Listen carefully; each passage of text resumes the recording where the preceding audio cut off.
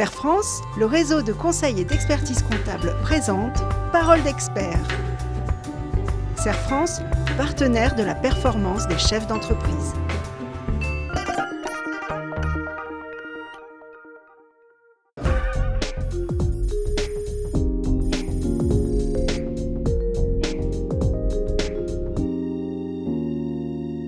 Bonjour à tous, bonjour Christophe. Bonjour Bénédicte. Bienvenue pour cette nouvelle chronique consacrée aux newsletters. Pour rappel, une newsletter est une lettre d'information envoyée périodiquement à des abonnés, parfois encore au format papier, mais aujourd'hui beaucoup par mail. Composée de textes, d'illustrations, de liens renvoyant vers votre site internet, elle peut proposer une sélection de produits ou mettre en avant les nouveautés de votre entreprise. La newsletter est un très bon moyen de fidéliser ses clients et d'augmenter sa notoriété et son activité commerciale. Voici donc quelques conseils pour créer la vôtre.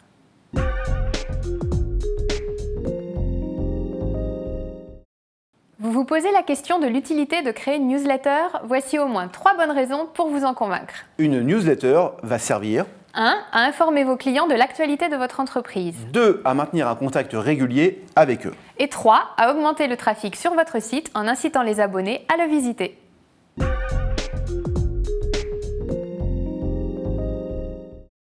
Avant de vous lancer, il y a quelques étapes à respecter.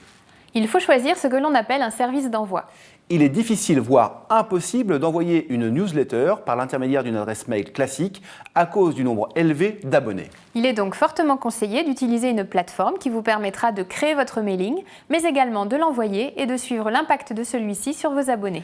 Pour les premiers envois, vous pouvez choisir parmi les solutions gratuites qui existent sur le web, par exemple Poplist ou Mailing List. Pour des envois en plus grand nombre et pour accéder à plus d'options, comme des modèles de newsletter ou des statistiques, optez pour une solution payante telle que Sarbacane, PG Mailing List Pro, Constant Contact, Itariati Mailing ou encore SendPro. C'est très simple, il suffit de créer un compte sur la plateforme choisie, d'importer sa liste de contacts, de créer sa newsletter et de l'envoyer.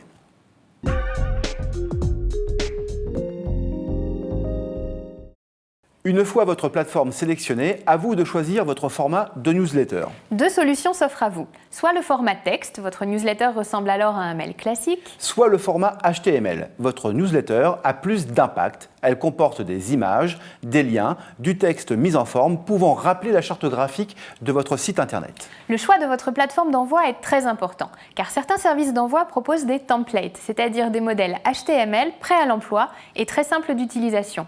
Vous n'avez qu'à insérer votre texte, votre logo et quelques images. Si vous souhaitez un template en lien avec la charte graphique de votre site internet, vous pouvez demander à votre prestataire internet de le créer. Il vous restera ensuite à l'importer dans votre plateforme pour l'utiliser.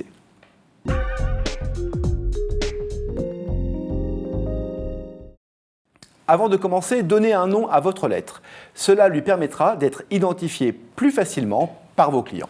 Généralement, le contenu d'une newsletter se structure en abordant 4 sujets. Premièrement, les informations sur vos produits et votre société. Deuxièmement, les actualités et l'agenda. Troisièmement, les promotions. Et enfin, quatrièmement, les conseils et astuces sur votre secteur.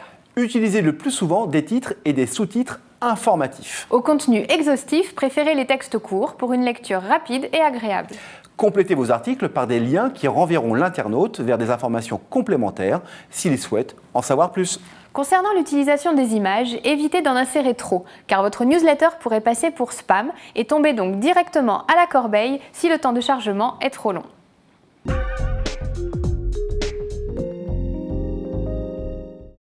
Vous pouvez décider d'envoyer votre newsletter à vos clients, vos partenaires, des prospects. Assurez-vous d'avoir un fichier propre d'adresse mail, c'est-à-dire sans majuscule ni accent. Sur votre site internet, ajoutez une rubrique « S'inscrire à la newsletter » où les internautes pourront laisser leur adresse mail. Encouragez l'inscription de nouveaux internautes en ajoutant par exemple à la fin de la newsletter un lien envoyé à un ami. L'utilisation d'une plateforme d'envoi vous permettra également d'avoir des statistiques d'ouverture de votre newsletter et donc de connaître son impact sur vos abonnés.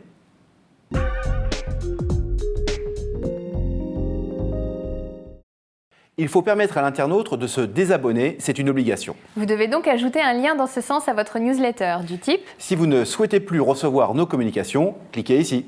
Si votre campagne est à destination de particuliers, vous devez impérativement obtenir l'accord des destinataires au moment de la collecte de leur adresse électronique. De plus, l'auteur du mail doit être clairement identifiable. C'est la loi relative à l'informatique, aux fichiers et aux libertés que vous pouvez consulter sur le site de la CNIL qui vous y oblige.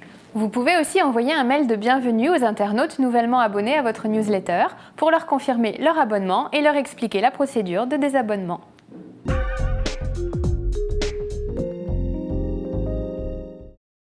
L'attention portée à une newsletter est souvent très limitée, étant donné le nombre de mails d'information et publicitaires reçus chaque jour par les internautes. Donc, travaillez bien l'objet de votre message qui doit être court et son contenu qui doit être percutant. C'est la clé de la réussite.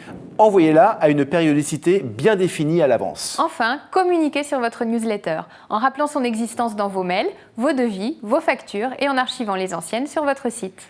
Voilà, vous savez tout pour vous lancer et créer votre newsletter. Nous vous retrouvons le mois prochain, même jour, même heure, pour de nouvelles paroles d'experts.